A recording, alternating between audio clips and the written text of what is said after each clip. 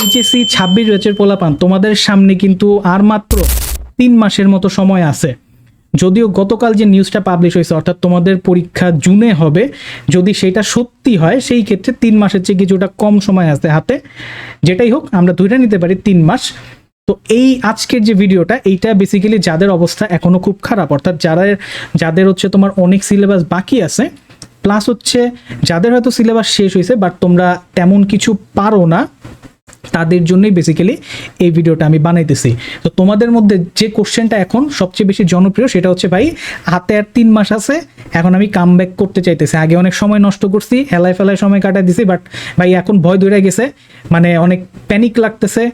এখন একটু বলেন ভাই 3 মাস যদি পড়াশোনা করি এইটুকু কি এনাফ কিনা কাম ব্যাক দেওয়ার জন্য? তো কোশ্চেনটা আরেকটু স্পেসিফিকভাবে বলা উচিত যে ভাই 3 মাস পড়াশোনা করে কি A+ পাওয়া পসিবল কিনা। যদি কোশ্চেন এইটা হয় অর্থাৎ A+ পাওয়া পসিবল কিনা, সেই ক্ষেত্রে আমি একদম এক বাক্যে বলে দিতেছি অবশ্যই শেষ 3 মাস যদি গুছায় পড়াশোনা করো, রেগুলারিটি মেনটেন করে পড়াশোনা করো, অবশ্যই তুমি A+ পাবা, এতে কোনো সন্দেহ নাই। ঠিক আছে, দুনিয়া উল্টায় গেলেও তুমি A+ পাবা, বাট শর্ত কি? শর্ত হচ্ছে রেগুলার পড়াশোনা করতে হবে। এখন একদিনও গ্যাপ দিতে পারবা না তুমি। আগে যেমন 2-3 সপ্তাহ কিছু না পড়া কাটায় দিছো, কিছু ফিল হয় নাই, এখন কিন্তু একদিন পড়বা না, তখনই কিন্তু মনের ভিতরে ভয় ধরে যাবে। সেই ভয় থেকে তোমার আসলে পড়তে বসতে তখন আরো বেশি ভয় লাগবে, বই দেখলে ভয় লাগবে তখন, বুঝছো? সো এই সাইকেলে না পড়তে চাইলে রেগুলারিটি মেনটেন করে তোমার পড়তে হবে, তাইলেই পসিবল। এবার আসো, পক্ষ থেকে কিন্তু তোমাদের জন্য সম্পূর্ণ ফ্রিতে মেন্টরশিপ প্রোগ্রাম নিয়ে আসা হয়েছে। কিছুই করতে হবে না, শুধুমাত্র দেখবা এই ভিডিওর পিন্ট কমেন্টে একটা গুগল ফর্মের লিঙ্ক দেওয়া আছে, সেটা দ্রুত ফিল আপ করে ফেলো, তোমাদেরকে আমাদের গ্রুপে যুক্ত করে নেওয়া হবে। এবার আসো, জাস্ট পসিবল বললে তো হবে না, পথটাও তো দেখাইতে হবে।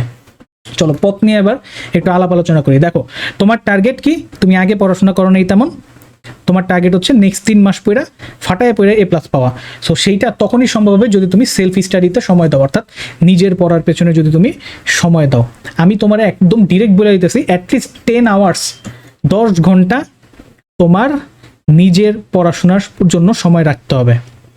ঠিক আছে, সেলফ স্টাডি পিরিয়ড অ্যাটলিস্ট 10 ঘন্টা, এর চেয়ে বেশি হইলে আরও ভালো। এর বাইরে যত সময় পাবা সেই সময়ে তুমি টিচারের কাছে পড়ো, কিংবা হচ্ছে অনলাইন ক্লাস দেখো, কিংবা হচ্ছে চিল করো, সেটা তোমার বিষয়। বাট নিজের পড়ার জন্য অ্যাটলিস্ট 10 ঘন্টা সময় রাখতে হবে। অ্যান্ড এই 10 ঘন্টা সময় বলতে আমি এরকম বুঝাইতেছি না যে মনে করো তুমি চিন্তা করলা যে বাইতো কিছু 10 ঘন্টা পড়তে হবে, তাহলে আমি মনে করো হচ্ছে দুপুর 1টার থেকে পড়তে পারবো, রাত 10টার পর থেকে উঠবো, এই হচ্ছে আমার 10 ঘন্টা। এইটা কিন্তু মোটেও 10 ঘন্টা না, আমি ফোকাসড পড়াশোনার কথা বলতেছি, অর্থাৎ 10 ঘন্টা ফোকাসড পড়াশোনা বাইর করতে হবে। ক্লিয়ার কিনা? তার জন্য কিন্তু তোমার হাতে অ্যাটলিস্ট আরও 3 থেকে 4 ঘন্টা এক্সট্রা নিয়ে বসতে হবে। কারণ হচ্ছে আমরা হয়তো ঘন্টায় খুব বেশি হইলে ফোকাসড পড়াশোনা করতে পারি কত, তোমার মনে করো হচ্ছে 40 থেকে 45 মিনিট। এটা ডিপেন্ড করে কার ফোকাস ধরে রাখার ক্ষমতা কত ভালো এইটার উপর, রাইট? অ্যান্ড তুমি যেহেতু ফাঁকিবাজি করে আসছো, তোমার ক্ষেত্রে এই জিনিসটা বেশ ভালোই টাফ হবে। বাট যেহেতু আগে ফাঁকিবাজি করছো, এখন পরিশ্রম করতে হবে, অ্যান্ড এই টাফ জিনিসটাকেই সম্ভব করতে হবে, অভ্যাসে পরিণত করতে হবে। ঠিক আছে, কিছু করার নাই, করতে হবে। এবার আসো যে প্রথমেই তুমি 1 থেকে 2 দিন সময় নাও অ্যান্ড ডিসাইড করো যে কোন চ্যাপ্টারগুলা তুমি বাদ দিবা। ঠিক আছে, আমাদের খুব বড় প্ল্যান করে আসলে লাভ নেই। সেইটা যদি আমরা করি সেই ক্ষেত্রে দেখা যায় মাঝপথে আমরা আবার খেয়ে হারায় ফেলছি। মানে বিষয়টা এরকম, তুমি আগে তেমন কিছু পড়ো নাই, এখন তুমি যদি চিন্তা করো, মোটিভেটেড হও, ধরো এই ভিডিও দেখে প্রচুর পরিমাণে মোটিভেশন পাইলা, ঠিক আছে, কিংবা এখন এই সময়টাতে খালি মোটিভেশনাল ভিডিও আসবে, একটা করে ভিডিও দেখবা আর তোমার ভিতরে আগুন জ্বলা উঠবে যে খায়া ফেলামো, চিরা ফেলামো পুরা সিলেবাস, এরকম কিন্তু হবে। ঠিক আছে, তো তুমি ওই মোটিভেটেড হয়ে যদি ঠিক করো যে ভাই নেক্সট 3 মাসে আমি একদম ম্যাথের ফার্স্ট পার্টে 10টা, সেকেন্ড পার্টে 11টা, টোটাল 21টা চ্যাপ্টারই একদম গিলা খায় ফেলাবো, এই প্ল্যান করলে এটা ফিজিবল হবে না তোমার জন্য। ঠিক আছে, তুমি সব কিছু এখন চাইলেও পড়তে পারবা না। সেই ক্ষেত্রে ওই একই জিনিস হবে, তুমি কয়েকদিন মোটিভেটেড থাকবা, পরে যা ফিল হবে যে ভাই এত কিছু ভাই আর হইতেছে না, তখন আগে যে প্ল্যানটা করতো সেই প্ল্যান আবার চেঞ্জ করতে হবে, আবার একটা ডিলে আসবে। সো এখন শুরুতেই কি করবা, কোন চ্যাপ্টার তুমি বাদ দিবা সেটা ডিসাইড করো। ঠিক আছে, এটুক করে ফেলো। এবার আসো, কোনগুলা বাদ দিবা ডিসাইড করা হইলো, তার মানে বাকিগুলো হচ্ছে পড়বা। এইবার আসো, যে চ্যাপ্টারগুলা তুমি পড়বা বলে ঠিক করছো, অর্থাৎ যে চ্যাপ্টার থেকে তুমি অ্যান্সার করবা বলে ঠিক করছো, তোমার যদি এমন হয় যে ওই চ্যাপ্টারগুলো তুমি আগে কখনো পড়ো নাই অথবা পড়ছো সবার জন্যই, তাইলে আমি তোমারে বলবো যে কোনো প্ল্যাটফর্মের এফআরবি যে ক্লাসগুলো আছে ওই চ্যাপ্টারের সেই ক্লাসগুলো তুমি দেখো। ক্লাস দেখা বলতে আমি বুঝাইতেছি এফআরবি ক্লাসের মধ্যে যে কন্টেন্টটুকু তোমারে পড়ানো হয়েছে, তোমার প্রথম গোল হবে ওই কন্টেন্টটুকু তোমার দখলে নিয়ে আসা। ক্লাস দেখাটা মেইন কথা না, কথা হচ্ছে যে কন্টেন্টটুকু এখানে পড়ানো হয়েছে, যে সকল থিওরি পড়ানো হয়েছে, যে সকল অঙ্ক করানো হয়েছে, যে সকল সিকিউ করানো হয়েছে, সেই জিনিসগুলা ফার্স্ট কেসে মানে প্রথম ধাপে সেই জিনিসগুলা তুমি আয়ত্তে আনার চেষ্টা করো। এখন যদি ওই জিনিসগুলো তুমি ক্লাস না দেখেই পারো সেই ক্ষেত্রে ভালো, যদি তোমার হচ্ছে ক্লাস না দেখে না পারো সেই ক্ষেত্রে ক্লাস দেখতে হবে।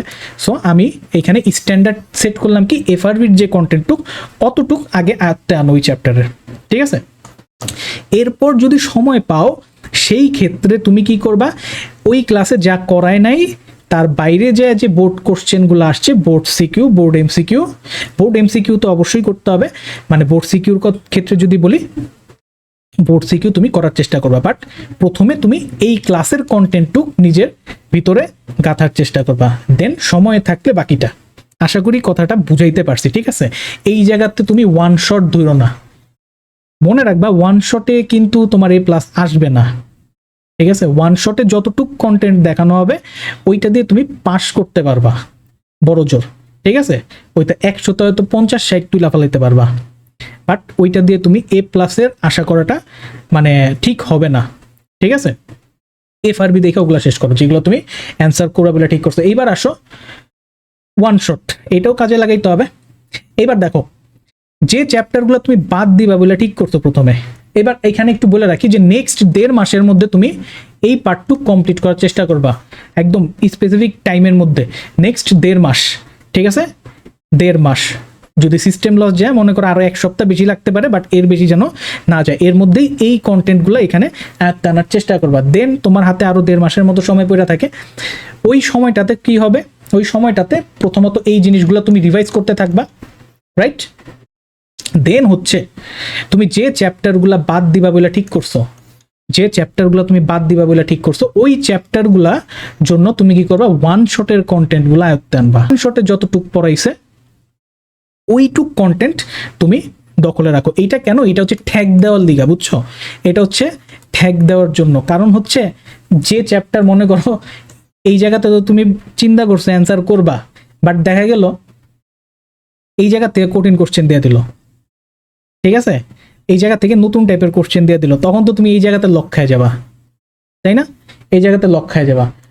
তো তুমি যেন ওই লক সিচুয়েশনটাকে ঠ্যাক দিতে পারো তার জন্য ওয়ান শটের কন্টেন্টটু অন্য চ্যাপ্টার থেকে মোটামুটি একটু পড়ে রাখার চেষ্টা করবা, এটা তোমার সেভ দিবে। প্লাস হচ্ছে মনে করো হচ্ছে এখন তো 5 মিশালি কোশ্চেন হয়, এটাই সবচেয়ে বড় পেন দিবে তোমাদের।